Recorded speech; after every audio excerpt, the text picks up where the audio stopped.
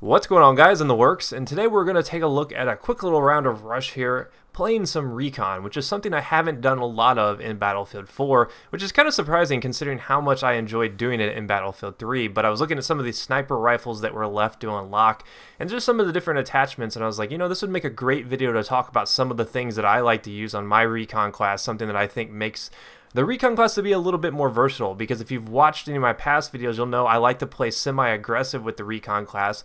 I kind of like to be the frontline person. When we move up to the next set of objectives, or you're moving towards a flag, I like to be the first person there, picking people off targets, you know, getting up on objectives and clearing them out, because I think that's what the Recon class is all about. And you'll see me throughout this video unlocking some of the different attachments for the CS here. I'm not a huge fan of this particular sniper rifle.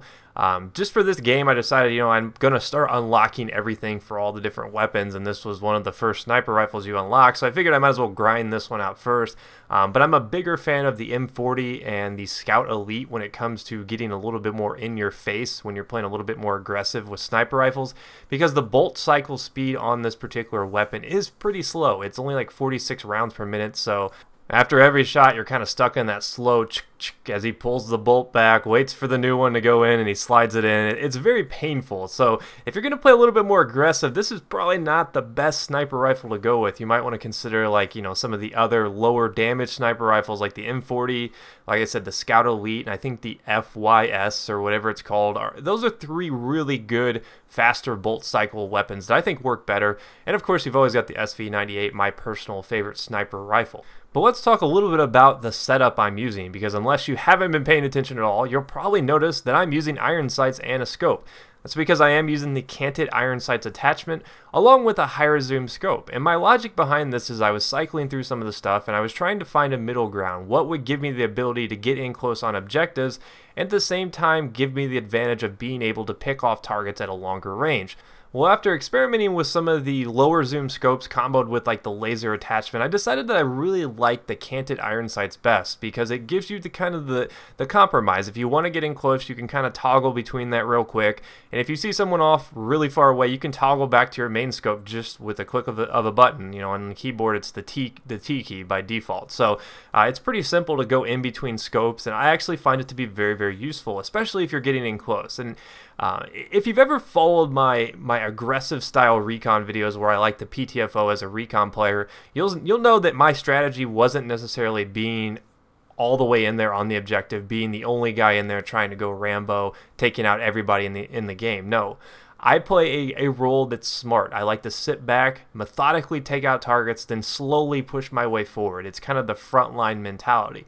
See, like right there, that's a good example of me thinking the area is cleared out when in reality there was still one more guy there. And if I would have been a little bit more patient on that objective, I would have used my higher zoom scope, kind of scoped it out, no pun intended, and then I would have known that there was a guy sitting upstairs. I probably could have picked him off, and you know, I would have been able to plant that objective. So I do play a little bit more methodically in my Recon approach, especially in Battlefield 4, because I personally find sniping to be a little bit more challenging, just because there are some issues going on still with frame rate, netcode, all that stuff. But you know, sniping in general just doesn't feel as fluid and natural to me in Battlefield 4. That's not to say that it's a bad to snipe in Battlefield 4. It's just something that you got to get used to, and it just takes practice. And I find that if you want to play a little bit more aggressive, you want a more balanced bolt action sniper, go with the Canted, guys, because it's going to give you a high zoom scope and it's going to give you a close in your face option. And that guy right there gets very upset with that kill. He goes off in the chat a little bit later on, which I find to be kind of funny. But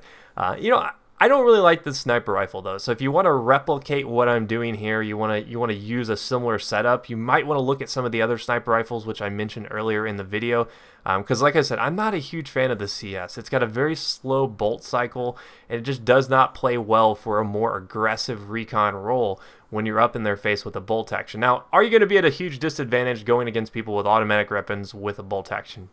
Yes, absolutely. If you run in there like a madman and expect to just kill everybody, you're probably going to die. It's just the nature of a bolt action sniper. But if you're more methodical with it, if you use the Canteds to your advantage, you'll know when you need to toggle between them. You know when you need to go to the higher zoom scopes and take out some more high value targets that are planted a little bit further back defending the MCOMs. I feel like that's what this setup does best, in my opinion. So I'm actually kind of getting into Recon though.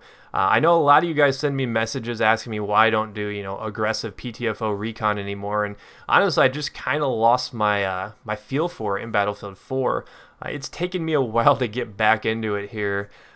Considering that I didn't snipe a whole lot towards the end of Battlefield 3, I was feeling pretty rusty going into this, and this was actually like, I think, probably my 10th game of the day before I finally felt like I was in the groove, hitting my targets, getting kills, and it all played back into unlocking the Canteds, because I think that was a huge change. It was like, oh, here's something that'll give me the option to be a little bit more versatile, because I always feel like I get caught in this dilemma. It's like, well, do I want to go with a holographic scope, or do I want to go with my 6x zoom where I can, have kind of the best of both worlds, or do I want to go with a higher zoom scope?